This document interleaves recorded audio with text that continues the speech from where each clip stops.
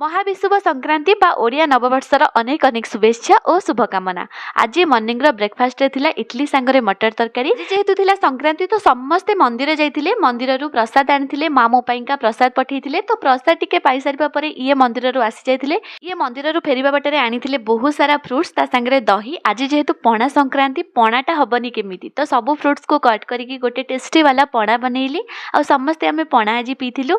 Then मु चलिली lunch बनाइबा। Lunch आज बनैथिली खिचड़ी ता संगरे डालमा, बैगण भजिया, साग भजिया। लायर लंच टाइम हो जाइथिला तो ताकू एठी दे दिथिलु खाइबा पाइंका। देन आमे माने खाइ सारिबा परे किछि टाइम रेस्ट नै जाइथिलु। संध्यारे उठिबा परे हनुमान को प्रतिष्ठा दिवस रे किछिटा झलक देखिकी बहुत ही खुशी लागिथिला।